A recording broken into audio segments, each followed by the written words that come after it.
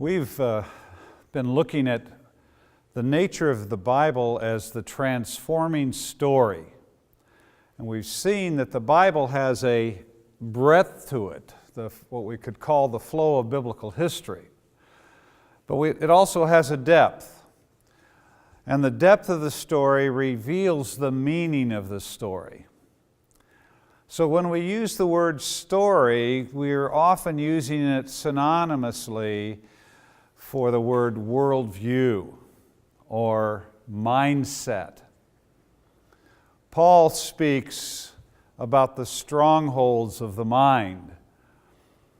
And what we want to do in these sessions now is look at the power of story, to see how powerful worldviews are, not only how we see the world through a worldview, but how worldviews shape our lives and shape the kinds of societies and nations that we will build.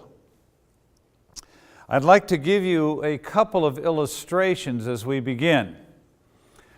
One is from a friend of mine named Josie. You will notice that many of my stories have names attached to them. It's because of people coming up at conferences and saying, "Darrow, I have an illustration for you." So this is Josie's story. Josie graduated from an American university with a degree in nursing. She had a heart for the poor, so she decided to travel to West Africa with the American Peace Corps program, and her assignment was to teach microbiology in an African nursing college. She had never taught before. She was very excited about what she was going to do. And she began this semester by teaching an overview of biology. And then from there, she narrowed it down to microbiology, and from there, she narrowed it down to germ theory. Her students studied very hard, and at the end of the semester, they all passed the test, the final test, and Josie was pleased that they had done so well and that her first teaching assignment had gone so well. But she asked the students to evaluate the class so that next time she taught, she'd be able to make improvement on what she did. And during the evaluation, one of the students raised their hand and said, "Miss Josie, thank you for teaching us what white people believe about how you get sick. Now would you like to know how people really get sick?" Well, Josie was stunned because what they'd been talking about all semester was how you really got sick. And she said, "Yes, tell me, how do you really get sick?" And this African nursing student said, "Yeah, here in Africa, we understand there's a spiritual realm. And somebody can put a curse on you, and the curse can make you sick. Or there are witches, and the witches come out at night, and they fly to your house, come into your bedroom and bite you on the back, and that's how you really get sick." What had Josie not taken into account when she began teaching the course? She had not taken into account worldview. In fact, she had never heard the term. In fact, it was years later when she heard me lecturing that for the first time in her life, she heard the word worldview and began to make a connection to those years before when she was teaching in Africa and how there was a disconnect between what she was teaching and what their students were hearing. Josie was a materialist, and she was looking at illness from a materialistic perspective. And in a materialistic perspective, everything has to be defined in material terms. So the root of physical illness is always a physical condition, and the solution to the physical problem is to use drugs or knives. Her students believed that there was a spiritual realm and that there could be a spiritual cause of physical illness. And this was totally beyond the imagination of Josie or a Western mind. Worldviews are powerful. Here you had Josie and her students looking at the same thing, illness, but coming to two totally different understandings based on their different worldviews. Another example came from the 1400s. There was a Portuguese prince named Henry, and he was nicknamed the Navigator. He was nicknamed the Navigator because he wanted to explore the world. One of the things that Henry wanted to do was find a sea route from Europe to India.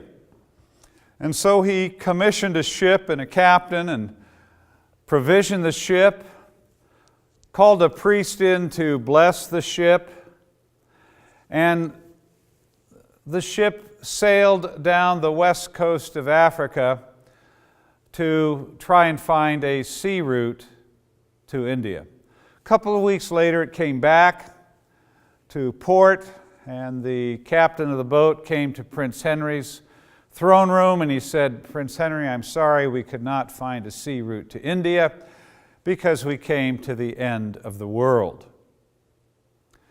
Well, Henry was not to be deterred, so he sent another ship, and over the course of 10 years, he sent out 13 ships, and they all came back with the same story, saying that they had come to the end of the world. But Henry sent out a 14th ship with a captain who had already come to the end of the world, as it were. And as this ship was sailing along the west coast of Africa, a major storm came up, and the ship was blown out into the Atlantic Ocean. And after a period of time when the storm had died, the captain could no longer see the coast of Africa, so he set sail to the east, and after a few days, they came to the coast of Africa and realized that they were past the end of the world. And it was this breakthrough that allowed the eventual discovery of the sea route from Europe to India. What had happened to the other ships? They had come to a point in what is today the Spanish Sahara, where the desert moves out into the Atlantic Ocean, and there is a huge sandbar. And over this sandbar there are strange currents, and of course as a ship would approach the sandbar, the water under the keel would get shallower and shallower, and between the water getting shallower and the strange currents, the conclusion of the men on the ship was that they had come to the end of the world. But had they come to the end of the world? No. Where was the end of the world? It was in their mind.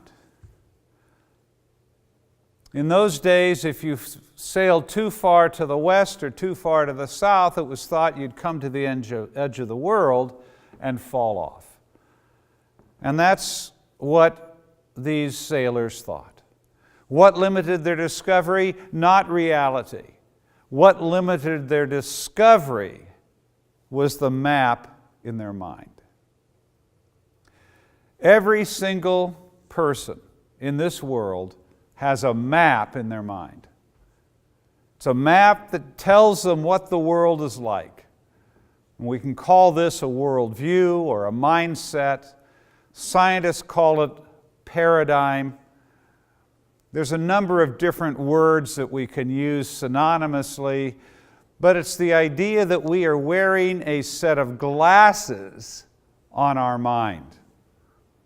Many of us wear glasses or contact lenses on our eyes, and it's these glasses that allow us to see and hopefully see more clearly.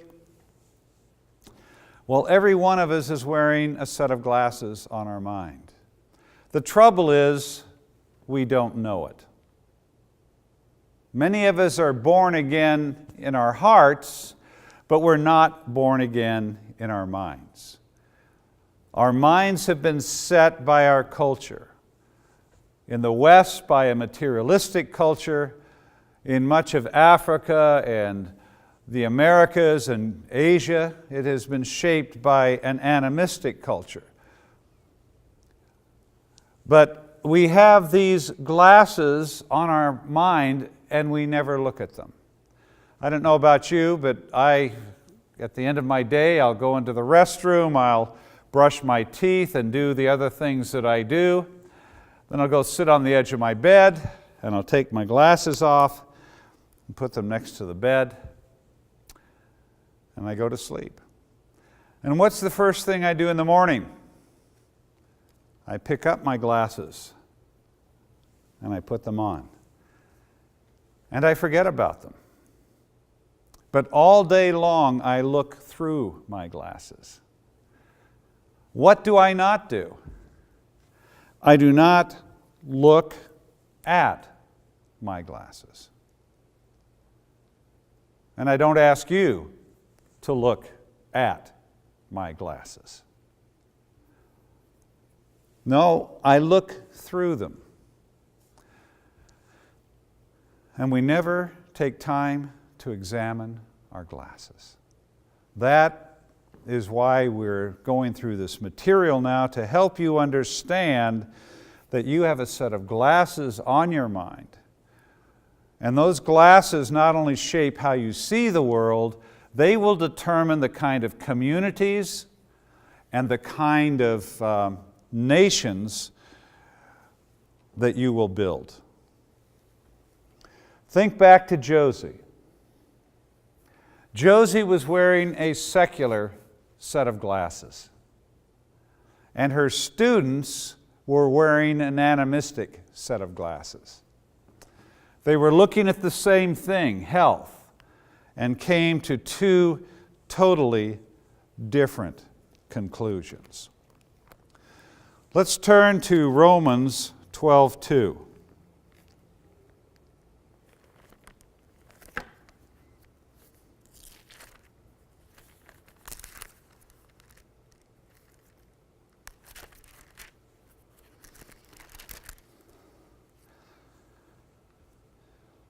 Paul says, "Do not be conformed any longer to the pattern of the world, but be transformed by the renewing of your mind."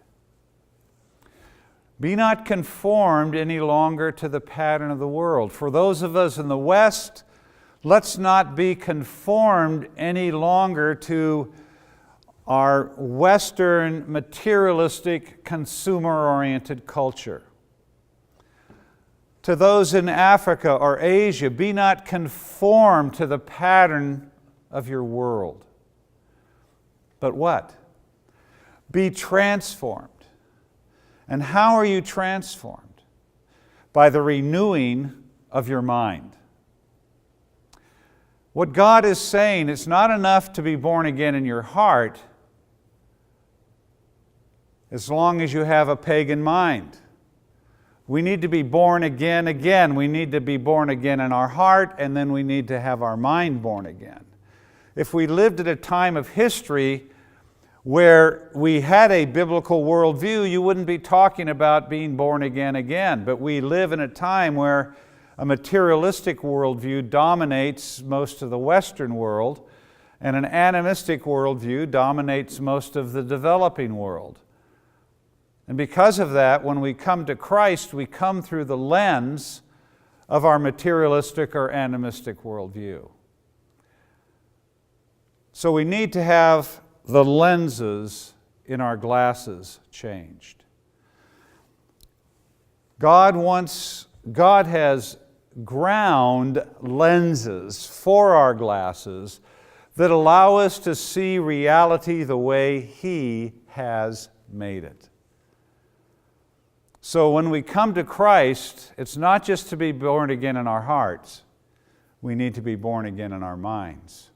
And very often that is a conscious process of changing the lenses in our glasses.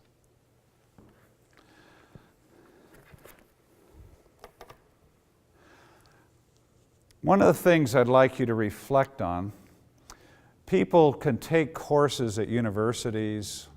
There's all sorts of organizations that are teaching on worldview.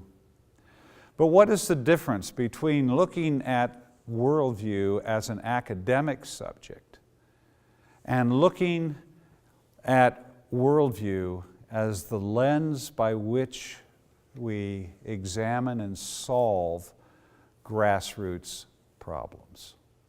These are two different processes, and I would like you to reflect on the difference between these two.